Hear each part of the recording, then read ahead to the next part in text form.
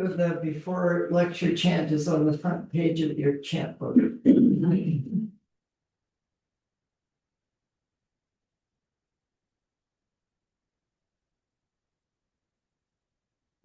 So vast and free and perfect harmony is rarely met with, even in 100,000 million alphas, having it to see and listen to remember and accept. I vow to taste the truth of the Tathagata's verse. I'm gonna face you guys more.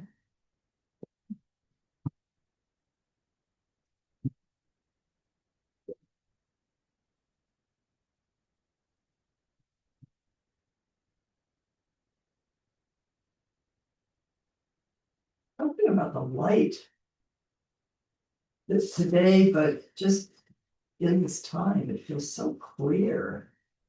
Okay. So full moon, we're gonna do the full moon Bodhisattva ceremony this afternoon. And we've been studying Bodhisattva archetype in Sangha. So I wanted to try to bring forward and weave some of these pieces together. So I thought I'd start with two of my most favorite koans from the Hidden Lamp about full moon. Chiono's no water, no moon. Chiono was a humble servant in a Zen convent who wanted to practice zazen. One day she approached an elderly nun and asked, "I'm of humble birth. I can't read or write and must work all the time. Is there any possibility that I could attain the way of Buddha even though I have no skills?" The nun answered her, "This is wonderful, my dear. In Buddhism, there are no distinctions between people. There is only this. Each person must hold fast to the desire to awaken and cultivate a heart of great compassion." And that's bodhicitta. Each person must hold fast to the desire to awaken and cultivate a heart of great compassion. You in? I'm in. People are complete as they are. If you don't fall into delusive thoughts, there is no Buddha and no sentient being. There is only one complete nature. If you want to know your true nature, you need to turn towards the source of your delusive thoughts. This is called zazen. Guess you turned up at the right place today. Good work. Chiono said with happiness, "With this practice as my companion, I have only to go about my daily life, practicing day and night."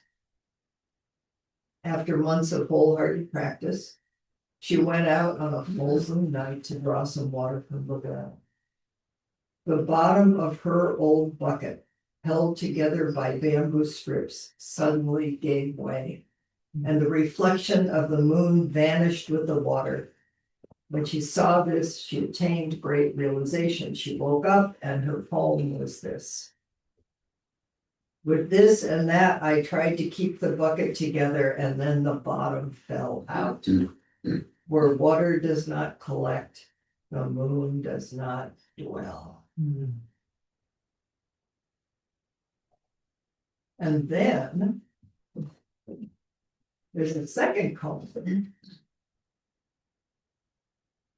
Nyozen's pale moon of dawn, a century later. That's part of what I love about this, is that they're mirroring each other. They're practicing together. One is helping the other, and the other, you'll see, completely opens through Chiono's poem, but then hers brings something else forward. The beauty of how much we need the particular of each other in this full moon waking up practice. The nun Yozen Tokaji used to meditate on the enlightenment poem of Chiono as her theme for realization. Later, her own heart mind opened, and here's what she wrote. The bottom fell out of the bucket of that woman of humble birth. The pale moon of dawn is caught in the rain puddles. The bottom drops out. Nothing there, emptiness. And it's caught in every rain puddle and in every blade of grass and in every moment and in each person and each thing.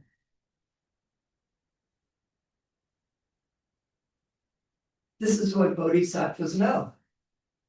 This is what we're waking up to. This is our practice together.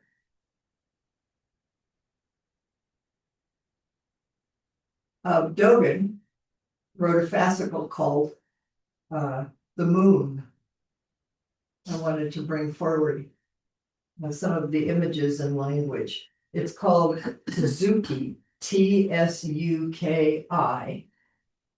Tsu, TSU means entire, and Kai, Ki, means possibility or capacity or function. So full moon means undivided activity, or the moon, undivided activity, just the bodhisattva heart-mind activity of wanting to wake up and live with and for all beings. So here's some of Dogen's language about the moon. Shakyamuni Buddha said, Buddha's true Dharma body as it is empty sky. And in response to things, forms appear. This is the moon in the water. It is water thusness, moon thusness, thusness within thusness. Thus does not mean like something. Thus means as it is. Things as it is.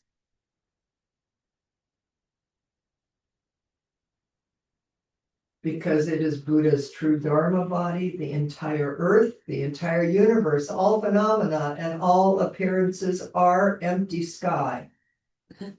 And hundreds of grasses and myriad forms, each appearing as it is. Everything appearing out of emptiness exactly as it is Buddha's true Dharma body, the thusness of the moon in the water. So Buddha's true body is everything is empty, ephemeral, ungraspable.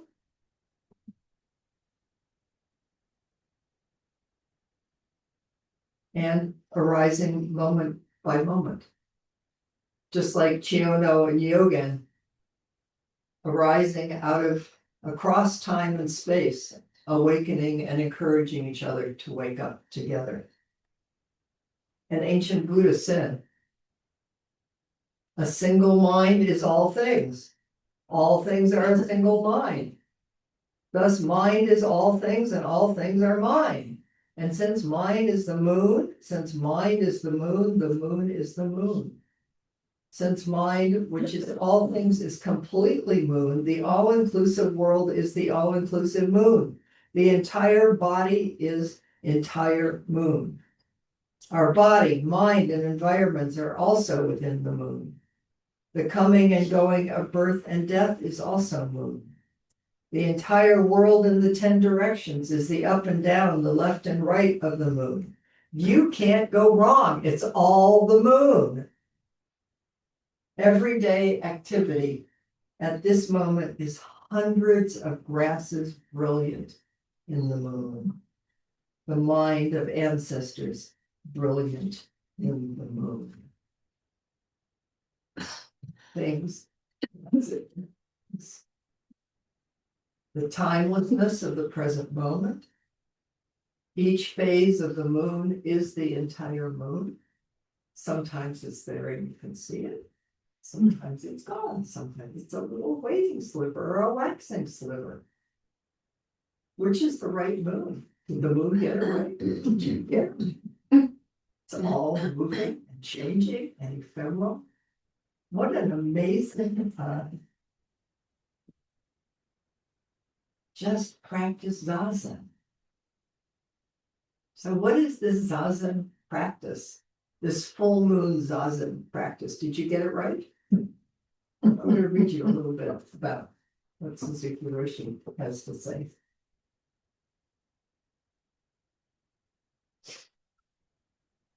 Dogen Zenji said that if your everyday activity doesn't include everything, it is not Buddhist activity. It seems almost impossible to feel that way, but actually, if you experience what Zazen is, you will understand what your everyday life is and how your everyday life should be expressed in each activity. You will realize each activity as Zazen. So this Zazen thing isn't just something we do on vacation. Sat down for half an hour. Well, did that, got that done. Okay, now we're going to get up and do the next thing. What is this Zazen, true body of Buddha that is alive? When we practice Zazen, there is nothing outside of us. Everything, every being is included in our practice. Do you know the whole world is sitting here with us? Looks like just us, huh?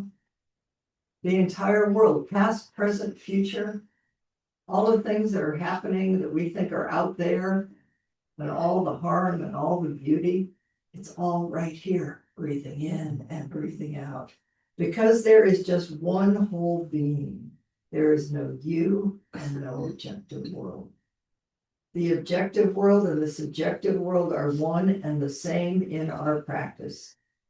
We explain it that way, but that is just an explanation of our Zazen practice. When you just sit without being involved in the thinking mind or emotional activity, when you just remain on your black cushion, that is the practice we mean and explain in various ways. So there you go.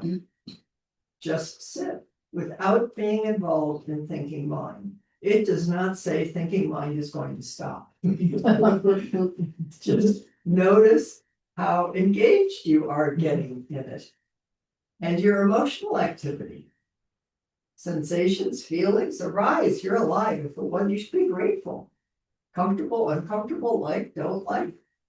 Here we are, just upright, present. I love thinking about sitting in a full moon Zazen body that is touching the great above, that reaches the great below, that is all directions, 10 directions without limit. Can you feel your full moon Zazen body? Come back to it today, over and over. Completely empty and completely full, which means that no matter what's happening, it can't be wrong. It's just this, just things as it is.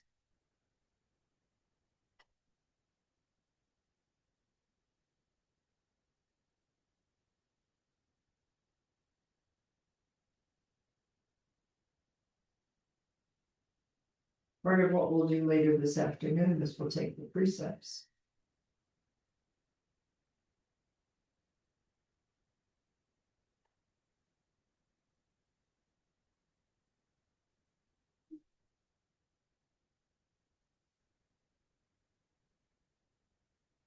The precepts are various ways of understanding one reality that is always with us. The reality that is not divisible into 3 or 16 or 10. Tentatively, we divide the one reality and we explain it from various angles, but it's just words. Real precepts, real life, real living is beyond words. We cannot talk about it. If we talk about it, already they are no longer the precepts and they are just ideas. So if you think the meaning of precepts is to observe various rules, your understanding is very far from the true understanding of real precepts. This one reality, which cannot be divided into 3 or 16, is the first precept we observe. The precept of one reality. Full moon, zazen, one reality, just this, just things as it is. The precept of one reality, emptiness or the absolute. All of the precepts start from this precept. So zazen. Zazen body. The full moon becomes the round cushion we use for our zazen practice. So whether you're in a chair or on a cushion, you bow to your full moon cushion. You bow to your full moon mind and heart, and the full moon of the person next to you, and the full moon of the room, and the 10,000 directions as a way of living. Zazen as a mind and an awareness and an insight, the truth of the beauty of who we really are, who we really is, and what we're really waking up to.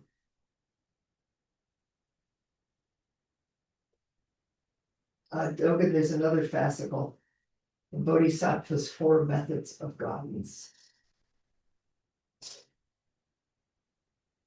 Sometimes called the 4 embracing dharmas, which we might say are the precepts framed in a different kind of way of just what is essential in this Bodhisattva life and living. In this full moon precept ceremony that we'll be doing in this full moon precept ceremony that is our lives. So I thought I'd share again the 4 methods of guidance. Want to know them? You have to say yes. It's all call and response. I went to a Christian baptism yesterday morning, and it's really fun just to go into pretty churches. Man, they got the singing down. We gotta get the singing, right? Music. I've always felt that Buddhism is not going to catch on in the West if we don't get this music down. But a lot of it's call and response, and it's great. They have a great big screen, and they put it up, and so you could see, it's like there's a call leader, and then there's the thing that says anyway. So I think there's a place for Suzuki Roshi says, you just keep saying, yes, I will. That's the call and response. Yes, I will. Here I am. Or si se puede, yes, we will. Hey, give it. Yes, I will. Let's do it. Yes, I will. The generous full moon ongoingness of being in time and the practice of living fully and generously. Yes, I will. Yes, I will. That includes being stingy. Because how are you going to know about generosity if you don't come up against your own stinginess and go, oh my goodness, wow, that sure was holding things back here. And then you take a breath. Katagiri Roshi says, all beings that exist in this world manifest themselves as the practice of giving just by being whoever they are. Can't get it wrong. Just generously show up completely as yourself. When we do zazen, we have to completely give away our body mind to zazen. This means that we give our body mind completely to zazen without holding back or measuring our progress. And when the bell rings, zazen gives us back. This is also the way to practice with activity, to give our body mind completely to whatever we are doing. Don't hold back this life. If you're tired, be tired. And then see what happens next. You're full of wonder and awe. Wow. And if you're feeling tight and constricted, it's all phases of the moon. Here we are. Dogen's 4th method of guidance, second method of guidance of the four, is loving and kind speech. Arousing the heart of compassion and offering words of loving care. I want to start with ourselves. Words of compassion and loving care. Yes, I will. Be willing to practice it for this entire present life. Do not give up. World after world, life after life.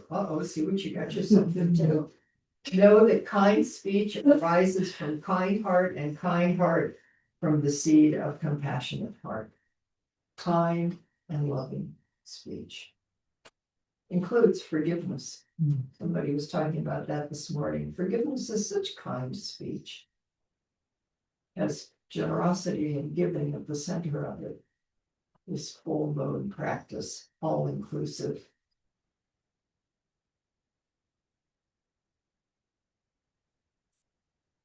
Third,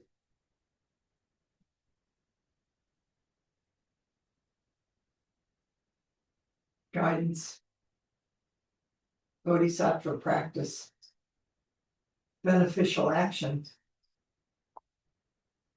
Beneficial action is skillfully to benefit all classes of sentient beings. That is to care about their ancient and their distant and near future, and to help them by using skillful means. Dogen says, in ancient times, someone helped a caged tortoise. Another took care of a sick sparrow. They did not expect a reward. They were moved to do so only for the sake of beneficial action. Beneficial action is an act of oneness, benefiting self and others together. Benefits self and others alike. If you have this heart, even beneficial action for the sake of grass, trees, wind, and water is spontaneous and unremitting. This being so, make a wholehearted effort to help, to work to harmonize self and the whole world. Yes,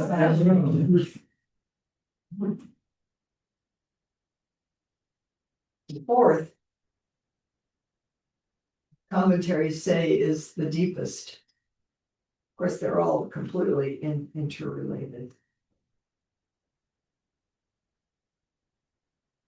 Identity action. Non-difference between self, from other people, from creatures and inanimate objects.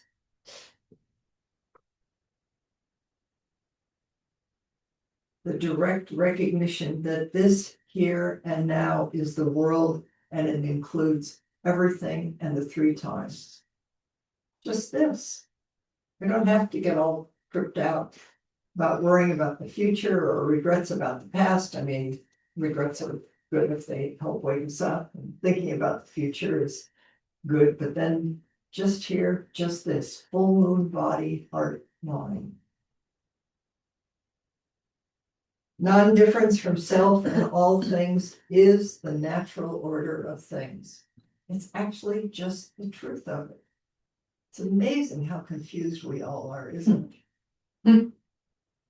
And we sit down and affirm it, and we know it, and we can taste it, and then we stand up and we live it with and for all beings, saving and being saved by everything. Every action we take has profound moral consequences. Every action of body, speech, and mind ripples everywhere across time and space. And we're right at the center.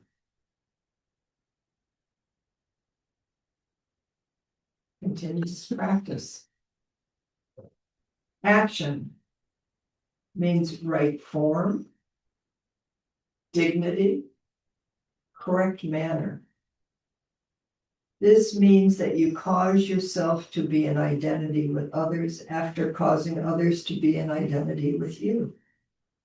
However, the relationship of self and others varies limitlessly according to circumstances.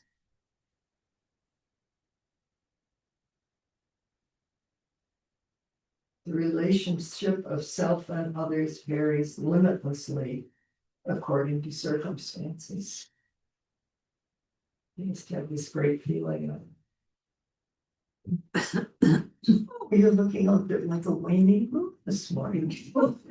Say, well, here I am, completely in my full moon, or whoa, disappeared moon. Just this is it, moment after moment. The ocean does not exclude water, that is why it is large. The mountain does not exclude soil, that is why it is high. A wise lord does not exclude people, that is why she has many subjects. That the ocean does not exclude water is identity action. Water does not exclude the ocean either. This being so, water comes together to form the ocean, soil piles up to form mountains. My understanding, Dogen says, is that because the ocean itself does not exclude the ocean, it is the ocean and it is large. And because mountains do not exclude mountains, they are mountains and they are high. Bodhisattvas don't exclude anything, and so they are bodhisattvas.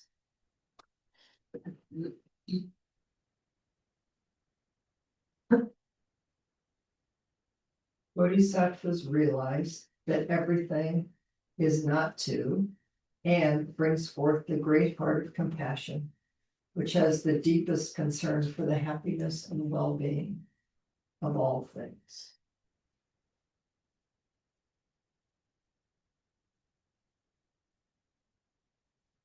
Can you feel the round fullness of your heart that is boundless?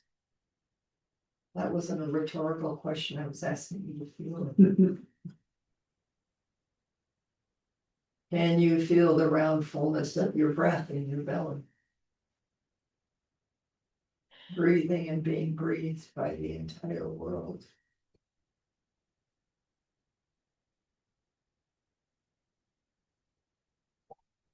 Can you feel the round, infinite, boundless mind that includes everything, including your wonderful little small mind, jumping all over the place? Can you feel both simultaneously?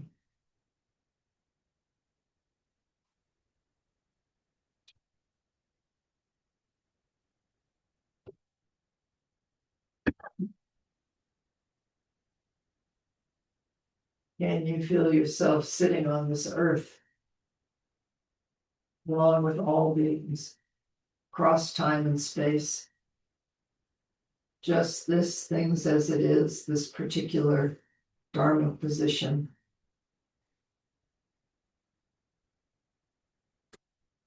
Nobody else can be you in this particular Dharma position, moment after moment. You can't plan for it, but you can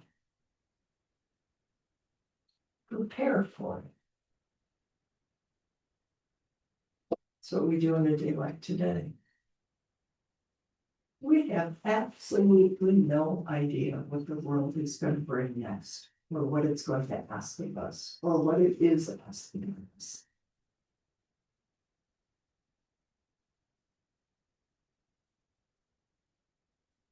So we sit on our little black full moon cushions. We sit down, we stand up, we bow. No, said, I'll remind us. Let you go.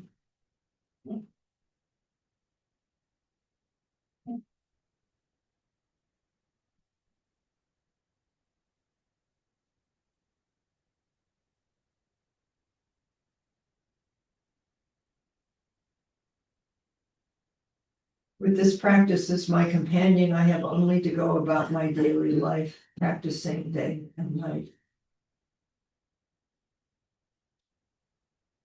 There's only this. Each person must hold fast to the desire to awaken and cultivate a heart of great compassion. People are complete as they are. There is only one complete nature.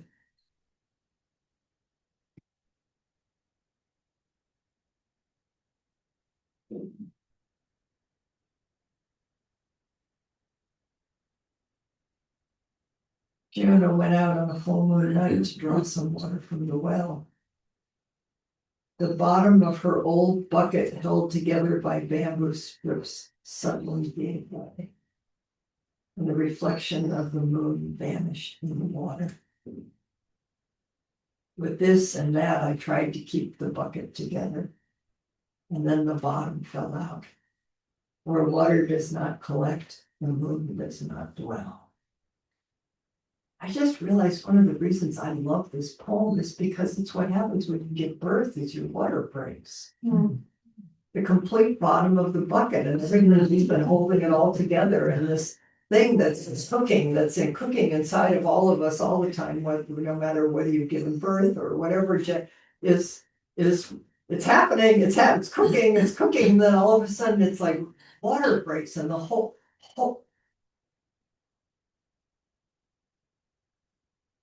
everything we thought the world was is changed in a moment. Because there's a birth, which is what's happening moment after moment. A birth of this life. It's like, whoa. It was so cool at the baptism yesterday. It was a whole church full of people, and they picked up this little baby, and everybody pledged to help take care of this baby. It's like, what if we all do that in each moment? We all pledge together, each in our own way. I'm going to be here to take care of this precious life that's been given birth to. Nyozen, the bottom fell out of the bucket of that woman of humble birth. The pale moon of dawn is caught in the rain puddles. It's everywhere. It's each person. It's each moment. I mean, what if we really decided to stake our lives on this?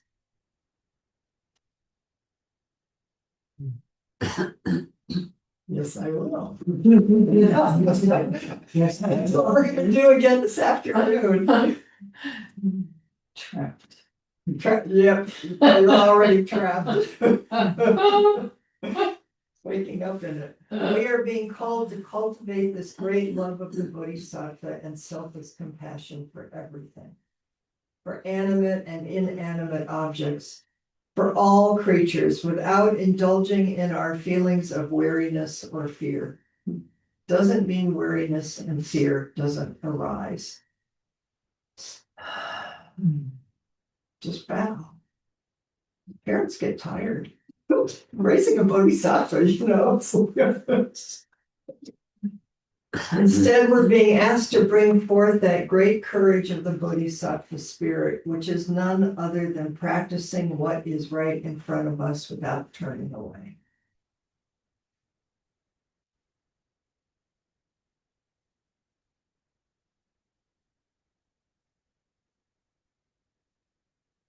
Really study and love your squirrely, beautiful mind today. Bow to it with a full heart of wonder and awe and compassion and bodies. I love this body just as it is in this moment. These emotional states and these stories. Yes, I will. Here I am. What's important is to meet the challenges and the wonder and awe and beauty. What's important is to meet the challenges and the wonder and awe and beauty. We must meet all of it by offering kind speech. Start with yourself, arising from a kind word. By offering beneficial action and identity action And by recognizing when we bring all this forth within ourselves, we are bringing it forth within others. This is why Dogen says, this has the power to turn the destiny of a nation. Dogen says, this has the power to turn the destiny of a nation.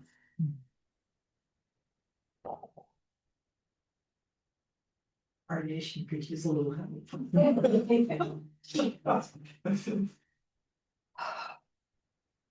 A nation of one, a nation of a family, of a community, of a sangha. This is the work of our time.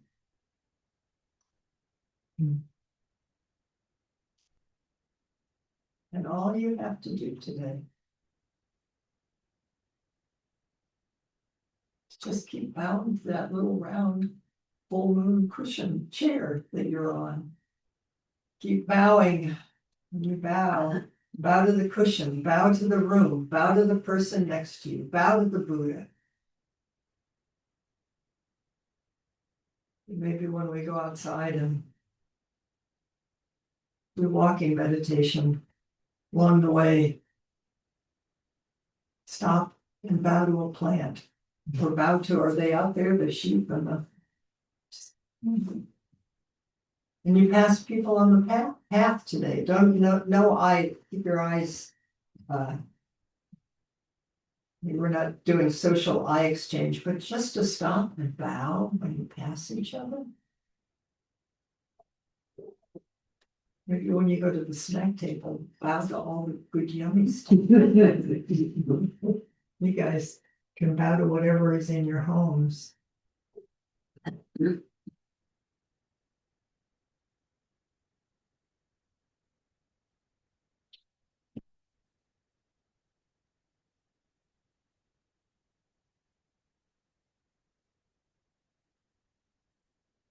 Have an entire day.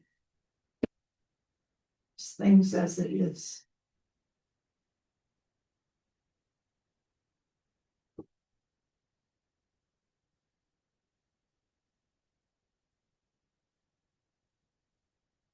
And when you notice that you're getting caught up in words and concepts, and blaming or othering, when the energy starts to coagulate, rot appear in the head, just notice it. Just gently come back to this full moon body. It's right now again, full moon body. Can you feel it? Round, gentle, luminous, full moon body.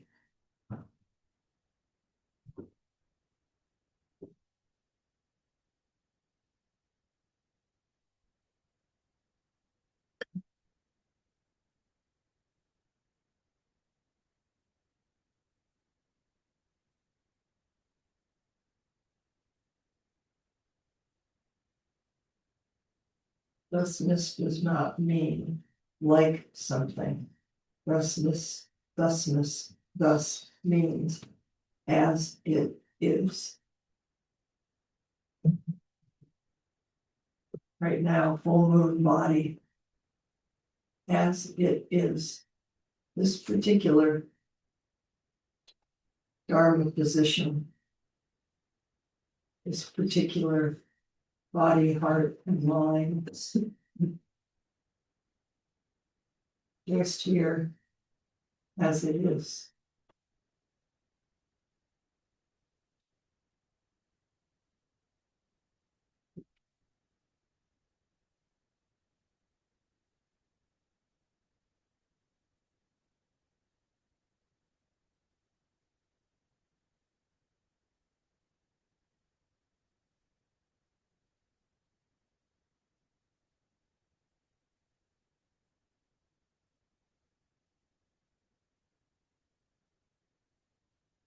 We'll have a chance this afternoon to affirm 16 bodhisattva precepts that are the one bodhisattva precept.